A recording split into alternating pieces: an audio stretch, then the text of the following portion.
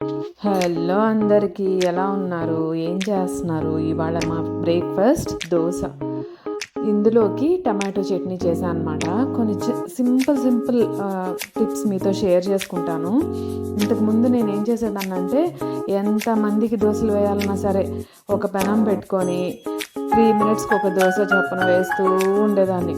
తర్వాత తెలిసింది ఏంటంటే, అర్జెన్సీని బట్టి, మన టైం ఇదిని బట్టి ఒకటే స్టవ్ పైన 2 పెనం పెట్టేసుకున్నామంటే చాలా తొందరగా అయిపోతుంది. ఇంకోటి ఏంటంటే, దోశలు వేడిగా తింటే చాలా బాగుంటాయి కదా. ఇలా నేను చేసినప్పటి నుంచి చాలా చక్కగా వేడిగా క్రంచీగా ఉండే దోశలు అందరికీ సర్వ్ చేస్తున్నాను అనమాట.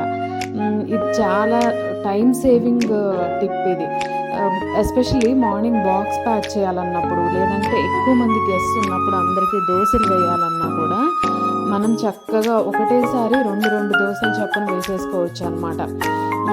ఒక్కళ్ళమే ఉన్నప్పుడు మరి లేట్ చేసినా మనకు పర్లేదు, కానీ ఎక్కువ మంది ఉన్నప్పుడు మాత్రం కొంచెం టైంని మనం ప్రయారిటైజ్ చేసుకోవాలి కదా.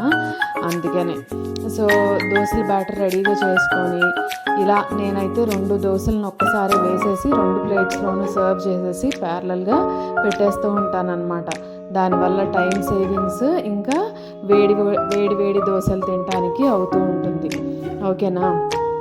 సరే, ఈ దోశ క్రంచీగా రావడానికి ఒక చిన్న టిప్ ఏంటంటే, దోశల పిండి కలుపుకొని రుబ్బే ముందు దాంట్లో ఒక 30 మినిట్స్ ముందు అటుకులని కడిగి అందులో యాడ్ చేయటమే. గ్రైండర్లో యాడ్ చేసేసామంటే మెత్తగా అయిపోతాయి. అటుకులు యాడ్ చేయటం వల్ల దోశలకి క్రంచీనెస్ వస్తుంది. ఇంకా బాగా కలర్ కూడా రావాలి అని అంటే, అందులో దోశలు కోసం పిండి నానబెట్టేటప్పుడే మెంతులు ఇంకా పచ్చిశనగపప్పు వేస్తాను నేను. ఒక గ్లాస్కి 1 టేబుల్ స్పూన్ చొప్పున పచ్చిశనగపప్పు, ఇంకా కొన్ని మెంతులు వేస్తాను అనమాట.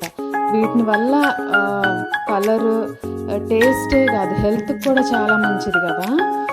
సో ఇలా ఇంతకుముందు లాగా కాకుండా మనం చేసే కొద్దీ మనకి తెలిసిపోతూ ఉంటుంది ప్రతి పనిని ఎంత సింపుల్గా చేసుకోవచ్చు, ఎంత తొందరగా చేసుకోవచ్చు అని. నాకెందుకనో చాలా కాలం వరకు ఇలా తెలిసేది కాదనమాట. చాలా కష్టంగా లెబోరియస్ జాబ్ చేస్తూ ఉండేదాన్ని. ఇప్పుడు ఏ పని చేసినా కూడా దీన్ని ఎలా ఈజీగా చేయొచ్చు అనేది ఆలోచిస్తాను అనమాట ఫస్ట్.